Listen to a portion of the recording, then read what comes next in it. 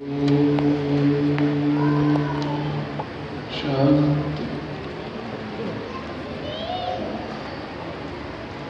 आज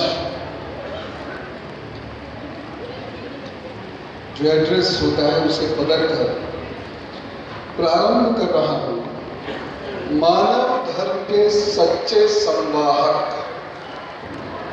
मैं जो सबसे पहले जिन्हें आज एड्रेस करना चाहता हूं वो है मानव धर्म के सच्चे संवाहक बच्चों को। तो सबसे पहला मेरा प्रणाम है उन सारे बच्चों को जिन्होंने मंच से हमें संदेश दिए, जो यहाँ पर उपस्थित हैं।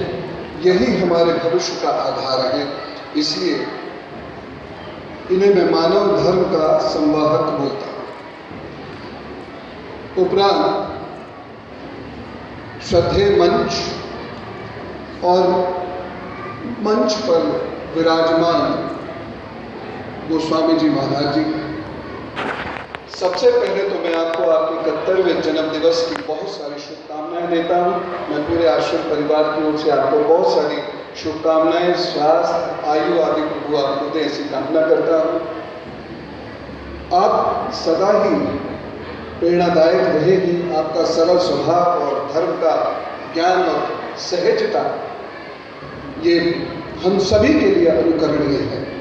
ईश्वर सदा आपको ऐसे ही मुस्कुराते रहे और स्वास्थ्य दे।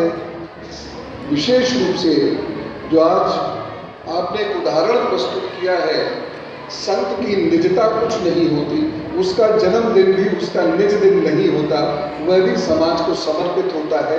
ऐसा उदाहरण हम सबके जीवन में आवे, ये कामना करता हूँ।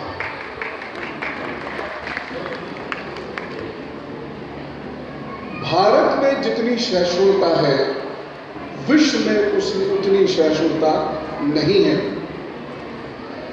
हाँ, भारत में बहुत सारे ज्ञानी पुरुष अभी और सहिष्णुता चाहते हैं और इसके लिए आवश्यक है वह सद्भावना। लेकिन ये सद्भावना जब भी विश्व में कम होती है तो उसका सबसे बड़ा कारण रहता है a journey from we to I। हमसे मैं की ओर की जो यात्रा होती है वह सदा ही सद्भावना को खत्म करती है।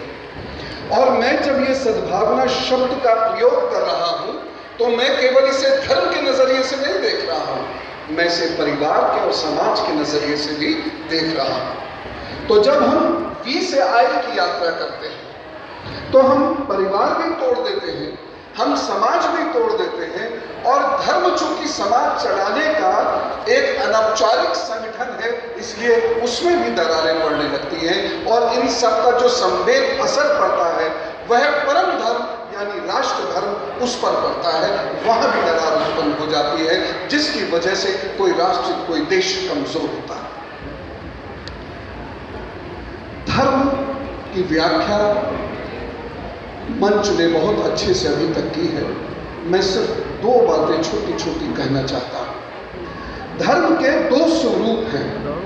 एक स्वरूप में आता है संदेश और दूसरे स्वरूप में, धर्म के जो दूसरा स्वरूप है उसमें आती है पूजा पद्धति। सभी धर्मों के संदेश, जहां तक मैं जितने धर्मों का थोड़ा बहुत अध्ययन कर पाया हूं, चाहे वो कुरान शरीफ हो, चाहे वो बाइबल हो, चाहे वो अपने हिंदू धर्म के धर्म शास्त्र हो, चाहे सिख धर्म से मैंने जो कुछ सुना सीखा, धर्म का जो संदेश वाला भाग है वह यूनिफॉर्म है, यूनिवर्सल है, सार्वभौम है। इसलिए धर्म का मूल भी वही है जो धर्म का पूर्ण है। इसलिए धर्म में तो भेद हो ही नहीं सकता, सब धर्म एक है। दूसरा जो है वो धर्म का हिस्सा, वह है पूजा पद्धति, वह सबकी अलग अलग है।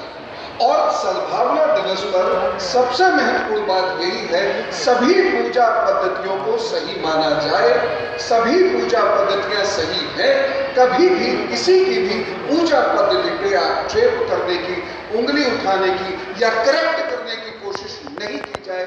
जब भी ये कोशिश होगी, धार्मिक सद्भाव उससे हिलेगा, प्रभावित होगा। और जब ये कोई सभ्य समाज ऐसा प्रयत्न नहीं करेगा, तब समाज में स्थापित हो जाएगा। मैं अंत में एक छोटी सी बात कहता हूँ। मैं न्यू एजुकेशन पॉलिसी कमेटी का एक छोटा सा सदस्य रहा।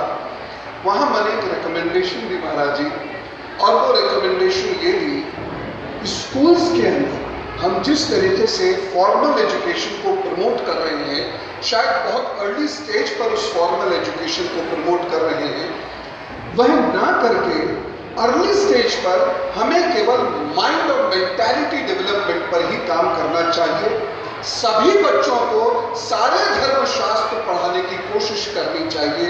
सभी धार्मिक लोग स्कूल्स में आए और अपने धर्म की अच्छी बातें और उन अच्छी बातों को कैसे जिंदगी में हम उतारें, उसको मानने के तरीके वह सिखाएं।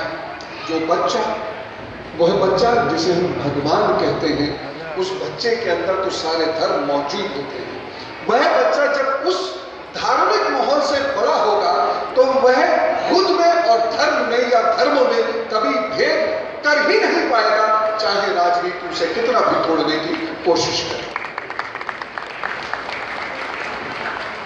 मैं पुनः आप सभी लोगों का धन्यवाद करता हूं और अपने परम आदरणीय श्रद्धेय चरण स्पर्श करते हुए उन्हें पुनः सालगिरह की बहुत सारी बधाइयाँ देता हूँ। प्रभु आपको बहुत स्वस्थ रखे और ऐसी सहज और हंसता मुस्कुराता रखे। ओम धन्यवाद।